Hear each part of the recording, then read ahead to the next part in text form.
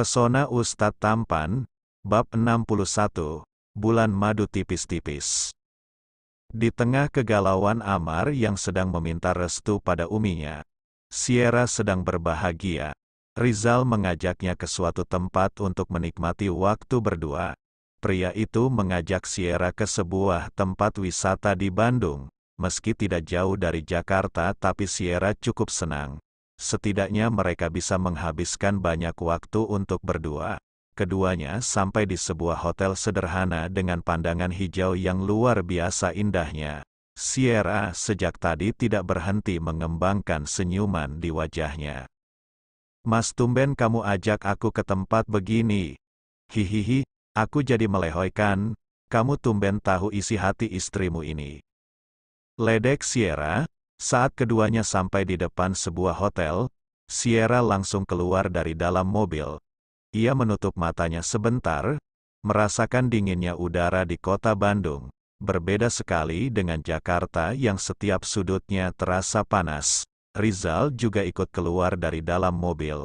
Berbeda dengan Sierra yang langsung santai menikmati udara segar di sana. Rizal malah sibuk mengeluarkan koper dan barang bawaan milik mereka. "Aku masuk dulu ke dalam ya. Pesan kamar dan simpan barang-barang dulu.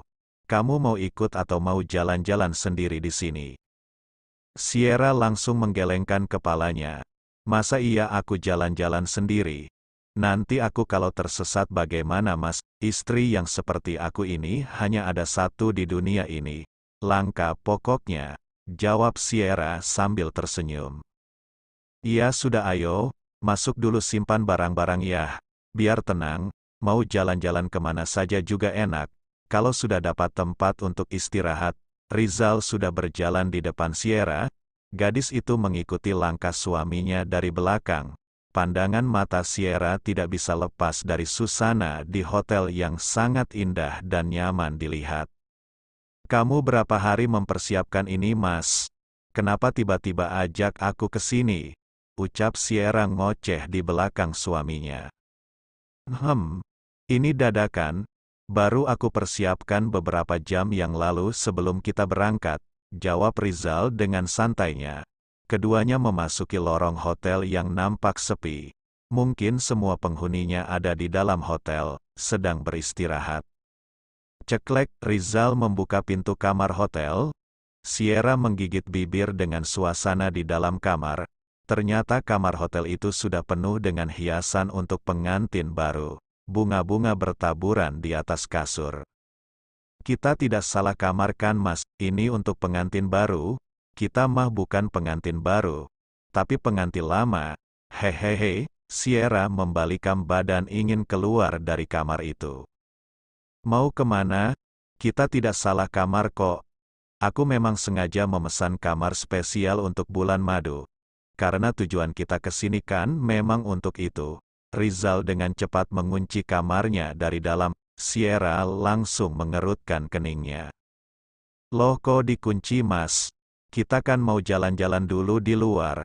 "Ah, gak seru kamu, Mas. Tahu gitu tadi gak usah ikut kamu masuk," gerutu Sierra kepada suaminya. Rizal menatap Sierra dengan tatapan dingin. Dia berjalan mendekati istrinya. "Jalan-jalannya besok saja. Aku lelah setelah menyetir beberapa jam tadi. Aku butuh pijitan plus-plus dari kamu." Rizal menggoda Sierra. Gadis itu langsung menyeringai merasa malu. "Iya sudah, aku mau mandi. Abis itu salat baru tidur deh." Sierra mengalihkan pandangan mata Rizal yang begitu intens menatapnya. Dia membalikkan badan, berjalan pelan mencari kamar mandi. "Berikan aku suntikan energi dulu, baru kamu boleh mandi, atau kita mandi bareng saja ya. Itu juga kan sunnah yang diajarkan Rasulullah untuk mendapatkan pahala rumah tangga." Rizal menarik kerudung Sierra dari belakang. Aku sakit perut, mau pup dulu, Mas. Nanti kamu kebauan," tolak Sierra sambil nyengir mencari alasan. "Tidak apa-apa, kamu mau pup dulu, mau pipis dulu, atau mau ngapain dulu? Aku ikut masuk ke dalam, ayo."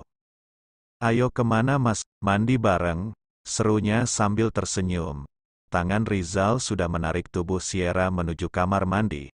Gadis itu menggerutu sendiri dengan wajah yang terlihat canggung. Aku malu tahu mas. Lampunya dimatikan saja ya. Aku malu kamu lihat tubuhku, pinta Sierra, dan seketika Rizal langsung tertawa sendiri. Mana ada mandi gelap-gelapan, jangan-jangan kamu gak mau mandi, tapi maunya main anuan. Masih siang mas. Aku gak bilang begitu juga. Kilas Sierra merasa geli dengan apa yang suaminya katakan. Abis kamu masih siang begini udah minta yang gelap-gelap, ada-ada saja. Kalau mandi lampunya dimatikan, nanti malah ada yang salah masukkan berabe. Maas, udah, kurangi sedikit otak mesum kamu itu. Kebalik, aku ngajak mandi bareng karena mau minta tolong kamu gosokin punggung aku, bukan mau apa-apa, hahaha. Rizal kembali tertawa melihat wajah Sierra yang terlihat tegang dari tadi dia ledekin. Ayo, mau mandi tidak? Ajak Rizal. Dia sudah lebih dulu masuk ke dalam kamar mandi itu. Sierra akhirnya masuk juga ke dalam kamar mandi. Meski dia masih merasa malu melakukan itu dengan suaminya. Di tempat lain, Amar seolah tidak percaya mendengar Aisyah mengatakan itu kepadanya. Pria itu kembali menatap Uminya dengan sangat serius. Umi benar-benar mengizinkan Amar untuk itu? Tanya Amar memastikan. Aisyah menganggukkan kepala, wajahnya terlihat sedih, membuat Amar yang merasakan kegembiraan, terdiam sejenak saat melihat wajah Aisyah. Apa Umi tidak ridho memberikan izin itu pada Amar? Wajah Umi terlihat sedih. Kalau memang tidak boleh, Amar tidak akan maksa kok Umi. Daripada Amar melihat Umi sedih begini, Aisyah langsung tersenyum saat mendengar apa yang dikatakan oleh putranya. Umi tidak apa-apa, Umi hanya merasa waktu berjalan begitu cepat saja. Perasaan baru kemarin kamu keluar dari perut Umi, tapi sekarang kamu sudah dewasa, sudah minta dilamarkan anak gadis. Umi tenang saja, Amar tidak akan kemana-mana. Amar akan bersama Umi terus. Meski Amar sudah menikah, lagi pula banyak hal yang harus Amar pelajari dari Umi tentang ilmu rumah tangga. Jadi mana mungkin Amar menjauh dari Umi. Meski nanti aku sudah menikah. Hehehe, Amar berusaha mengerti tentang kesedihan Uminya. Tidak begitu juga maksud Umi nak. Kalau kamu sudah menikah, hak kamu mau tinggal di mana saja. Umi tidak akan melarangnya meski itu berat, karena tidak semua wanita itu nyaman tinggal bersama mertuanya. Jadi Umi tidak akan membebankan hidup anak-anak Umi. Kalian senang dan bahagia saja dengan pasangan masing-masing, Umi juga akan bahagia. Jadi kapan mau ke Jakarta lagi untuk melamar Zia? Kita siap-siap dari sekarang. Nanti Umi beli apa-apa yang harus dibawa ke sana. Amar tiba-tiba diam. Teringat kalau minggu ini Zia akan ada yang melamar ke rumahnya.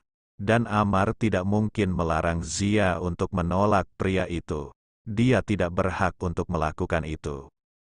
Zia akan ada yang melamar minggu ini Umi. Mungkin Amar akan maju jika Zia menolak lamaran itu. Tapi kalau Zia menerimanya, maka Amar dengan ikhlas akan melupakannya Umi. Aisyah menepuk pundak putranya. Tidak apa-apa, kamu sabar ya. Apapun keputusan Zia nanti, itulah takdir hidupnya. Lagi pula sesuatu sebesar lamaran dan pernikahan tidak boleh diputuskan dengan buru-buru. Masih ada waktu untuk merayu yang punya hati. Allah pemilik langit dan bumi nak. Memintalah kepadanya, istikharah memohon kepadanya.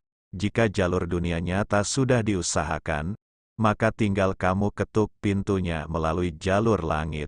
Amar menganggukkan kepala, paham dengan apa yang dikatakan oleh Uminya. Terima kasih Umi, sudah memberikan restu dan izin pada Amar, ucap pria itu dengan wajah penuh kebahagiaan. Sama-sama, Umi hanya menunaikan kewajiban sebagai orang tua, mengantarkan kamu bertemu jodoh kamu, asal jangan melewati batas saja Amar. Pernikahan memang lebih baik daripada kamu mendekati Zia tanpa ada ikatan. Perbincangan mereka terhenti. Aisyah merasa lega setelah mengatakan semuanya kepada Ammar. Dalam hati masih ada rasa khawatir, jika putranya akan gagal berumah tangga karena usianya yang masih muda. Aisyah sudah ikhlas menyerahkan semua urusan takdir kepada Allah. Setelah Aisyah keluar dari kamar Ammar, pria itu mengambil telepon genggamnya, mengetik sebuah pesan untuk Zia. Hari ini aku sudah meminta izin pada Umi, dan alhamdulillah Umi memberikan izin untuk aku melamar kamu. Aku tidak akan memaksa kamu untuk menerima lamaran sebelum aku nanti. Hanya saja, tolong berikan kabar padaku, jika kamu menolak pria yang datang melamarmu ke rumah. Jika kamu menerimanya aku akan mundur. Tapi jika kamu menolaknya aku akan maju. Pikirkan semuanya baik-baik Zia. Dari segi umur aku memang masih muda, aku juga belum menjadi pria yang mapan. Jika kamu menerimaku, kita berjuang bersama-sama dari nol. Ammar mengirimkan dua pesan itu kepada Zia, hatinya berdebar kencang saat menulis kata-kata untuk calon istrinya itu. Dia tidak pernah begini sebelumnya, Zia adalah wanita pertama yang mampu menggetarkan hatinya. Di ujung telepon Zia sedang ada di kamar mandi, dia sedang mengambil wudhu sebelum dia tidur.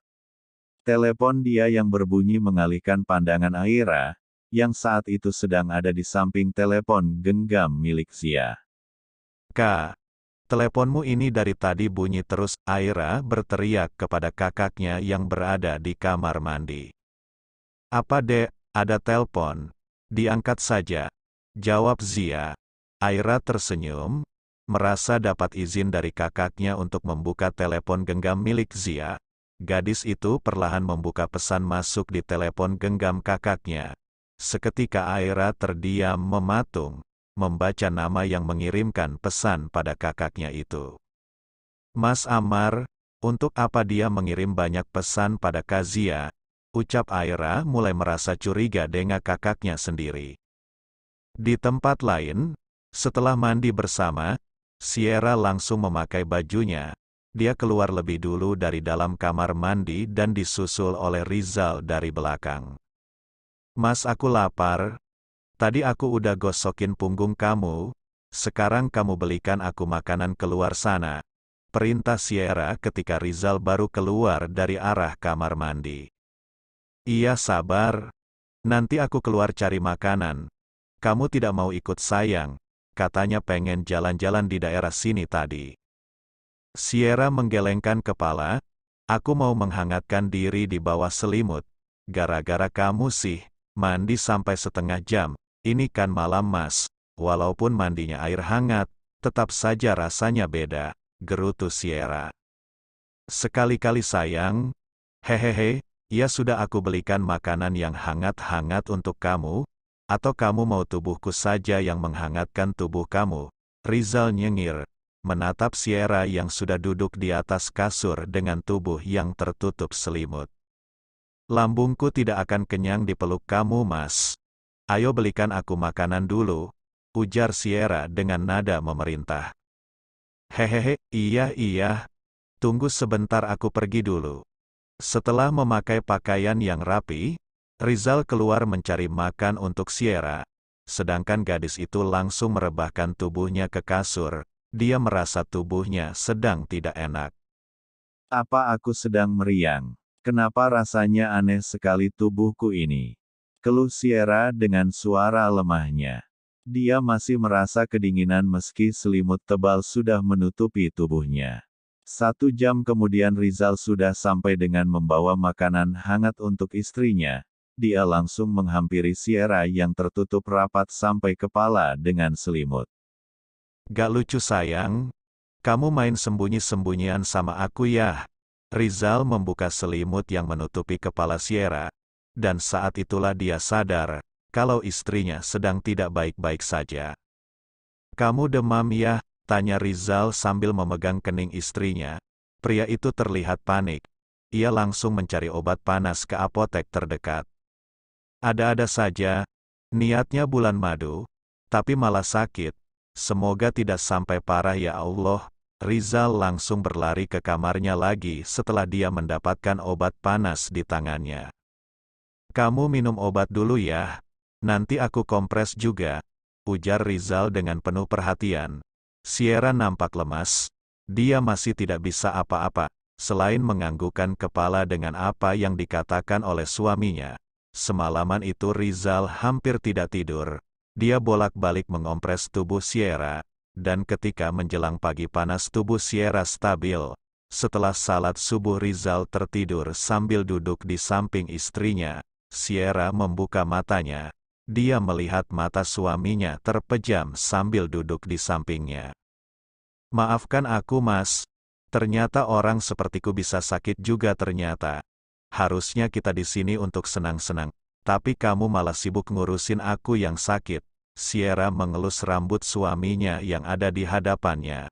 Dia tersenyum kecut merasa kasihan dengan Rizal. Kembali ke Aira dan Zia. Aira membuka telepon genggam milik Zia. Gadis itu terdiam ketika membaca nama yang ada nama aplikasi hijau milik kakaknya itu. Yang mengirim pesan ternyata adalah Amar, pria yang sudah lama ia sukai juga. Aira benar-benar tidak menyangka kalau kakaknya selama ini saling mengirimkan pesan dengan Amar. Perlahan gadis itu membaca pesan yang terakhir dikirimkan oleh Amar. Matanya semakin membulat lebar saat membaca kata-kata yang dikirimkan oleh Amar. "Ternyata selama ini Mas Amar menyukai Kazia. Bodohnya aku tidak menyadari sikap aneh yang ditunjukkan Kazia di hadapanku," ucap Aira berbicara sendiri. Dari arah kamar mandi kakaknya sudah berjalan ke arahnya. Wajah Aira tidak bisa dibohongi. Langsung cemberut sedikit merasa kesal. "Siapa yang telpon tadi, Dek?" tanya Zia sambil tersenyum. Aira terdiam tidak menjawab, kemudian menggelengkan kepala pelan. "Kenapa kamu begitu? Wajah kamu kelihatan aneh sekali sih. Ada apa?" Zia masih mencoba bertanya kepada sang kakak. Tangan Aira tiba-tiba memberikan telepon genggam milik kakaknya sambil manyun. Zia langsung memeriksa siapa yang menelpon kepadanya tadi. Dan Zia langsung terdiam ketika pesan dari Amar sudah terbuka oleh Aira tadi. "Kazia suka sama Mas Amar ya? Katanya kakak kemarin bilang Mas Amar nanyain Aira." "Kakak bohong ya. Sebenarnya kakak tahu kalau Mas Amar menyukai kakak." Tiba-tiba Aira berkata seperti itu pada Zia. Gadis bercadar itu terdiam. Ada sedikit perasaan bersalah kepada adiknya. Meski dia juga tidak sepenuhnya salah akan hal ini, karena dia tidak pernah melakukan apapun untuk membuat Amar menyukainya. "Dek, kakak bisa jelaskan ya?" bujuk Zia sambil mendekat ke arah adiknya. "Mau jelasin apa lagi? Mau bilang kalau kalian saling menyukai dan mau menikah dengan cepat. Kakak tahu, sudah lama aku menyukai Mas Amar." Tidak disangka Kak Zia juga ternyata diam-diam menyukainya. Aira tidak mau tahu. Dia bicara seolah dia yang disakiti oleh Zia. "Dek, bukan seperti itu. Kamu dengerin kakak dulu mau bicara. Sejujurnya aku masih bingung dengan apa yang aku rasakan pada Amar. Dia memang bilang mengatakan cinta pada kakak, dan dia bilang akan melamar kakak juga. Tapi sepertinya untuk ke tahap pernikahan itu agak sulit, karena usia Amar hampir sama dengan kakak. Kamu tahu kan, kalau kakak lebih suka yang lebih dewasa, yang lebih bisa membimbing kakak." Zia menarik nafas panjang. Dia mengatakan itu dengan rasa sesak di dadanya, karena kini dia sedang mengingkari perasaannya sendiri. "Jadi kakak tidak menyukainya? Kakak tidak akan menikah dan menerima lamaran dari Mas Amar kan?" tanya Aira kini sudah mulai tersenyum. Zia diam saja tidak menjawab pertanyaan dari adiknya untuk beberapa saat. "Kak, jawab dong. Kenapa diam saja? Jangan-jangan Kak Zia memang suka sama Mas Amar?" tanya Aira tidak sabaran. "Tidak, Dek. Aku tidak akan menerima lamarannya. Lagi pula dia tidak akan mungkin melamarku ke sini. Karena minggu ini sudah ada yang lain yang akan melamar kakak," jawab Zia dengan wajah datarnya. Sebenarnya berat sekali lidahnya mengatakan hal itu pada Aira. Beneran kah? Berarti kakak sudah mau nikah sama yang lain dong. Aku lega kalau kakak sudah menikah sama yang lain. Aira kini malah tersenyum bahagia, mendengar Zia akan dilamar oleh orang lain. Dia merasa tidak ada saingan untuk menyukai Amar lagi. Zia hanya menganggukkan kepala tanpa berkata apa-apa lagi. Gadis itu mengambil telepon genggamnya kemudian keluar dari dalam kamar. Zia mengambil segelas air minum, kemudian duduk di meja makan sebentar. Ceklek, Ustadz Isa masuk ke dalam rumah. Pria paruh baya itu baru saja pulang mengajar. Ustadz Isa melihat putrinya sedang duduk melamun sambil memegang gelas di tangannya. Ada apa kak? Kenapa malam-malam begini kamu belum tidur? Apa ada yang kamu pikirkan? Ceritakan pada ayah. Jangan dipendam sendirian saja. Seolah mengerti dengan ekspresi wajah sang anak, Ustadz Isa duduk di depan putrinya, bertanya tentang masalah yang sedang dihadapi oleh putrinya. Tanpa ingin berbohong, Zia memberikan telepon genggam miliknya kepada Ustadz Isa. Ada 2 pesan dari 2 pria yang menyatakan akan melamar putrinya. Kamu sedang bingung. Karena 2 pria ini nak? Tanya Ustadz Isa sambil menatap wajah Zia. Gadis bercadar itu menggelengkan kepalanya. Harusnya ini tidak membuatku bingung kan ayah. Siapa yang melamar ke rumah lebih dulu? Mungkin itu yang harus Zia terima. Jawab gadis itu dengan nada paraunya. Ketika ada seorang pria melamar seorang wanita, maka hak untuk menerima atau menolak ada di tangan kamu nak. Ayah sebagai orang tua tidak akan memaksa kamu menyebutkan salah satu nama untuk kamu terima. Secara agama dan keturunan dua-duanya adalah ornak baik. Kamu tinggal salat istikharah saja. Minta diberikan jawaban pada pemilik hati semua insan. Ustadz Isa memberikan nasihat untuk putrinya. Zia menarik nafas. Pilihannya akan mudah jika ia tidak mempertimbangkan bagaimana perasaan adiknya Aira. Zia paham ya, tapi, ada apa? Apa yang membuat kamu bingung? Aira menyukai Mas Amar ya. Jika Zia menolak salah satu dari mereka, dan menerima Mas Amar, apa Zia termasuk kakak yang jahat, mengambil seseorang yang Aira sukai sejak lama? Ustadz Isa langsung tersenyum. Kamu percaya Aira suka sama Amar? Kalau ayah sih tidak. Coba kalau ada siapa itu namanya artis Korea yang sering dia sebut-sebut Kaengsi. Pasti kalau dia di samping Amar, Aira mana mau sama Amar. Zia langsung tertawa kecil di balik cadarnya. Namanya Kaeng Woyah, bukan Kaengsi. Nanti kedengeran Aira dia marah lagi. Ayah salah nyebutin nama. Iya pokoknya itulah. Ayah tidak tahu siapa namanya. Dari sini saja kamu bisa lihat, kalau adik kamu itu belum serius dalam hal perasaannya. Dia masih labil nak, masih sekolah juga. Setiap yang ganteng masa adikmu puja-puja. Sampai ruwet ayah ngomelin dia. Udah gak usah pikirin Aira, ikuti apa kata hati kamu saja. Terima yang membuat hati kamu nyaman. Usia bukan patokan Zia. Meski tidak bisa dipungkiri, semua orang tua itu ingin anaknya menikah dengan pria yang sudah mapan, tapi harta bisa dicari. Kalian bisa berjuang sama-sama kalau benar-benar sudah serius. Zia menarik nafas lega setelah bercerita kepada ayahnya. Namun perasaan tidak enak hati kepada Aira belum bisa ia hilangkan. Zia menatap kembali telepon genggamnya, membaca 2 pesan dari 2 pria yang berbeda. Berusaha untuk meyakinkan diri dengan pilihannya nanti. Ingat, pikirkan perasaan kamu, jangan pikirkan perasaan Aira. Kalian sama-sama berhak untuk mendapatkan yang terbaik sesuai keinginan kalian, tapi tidak dengan saling menyakiti satu sama lain. Jika Amar menyukai kamu, maka tidak bisa dipaksakan juga untuk bersama Aira. Sebelum masuk ke dalam kamarnya, Ustadz Isa kembali berkata kepada putrinya. Ia tahu sifat Zia yang kadangkala mengalah untuk kebahagiaan adiknya itu. Bersambung, Jangan lupa berikan komentar membangunnya ya. Maafkan juga jika masih banyak kekurangan dalam channel ini. Terima kasih semuanya. Love you sekebon. Semoga bisa menghibur teman-teman semua. Jangan lupa subscribe,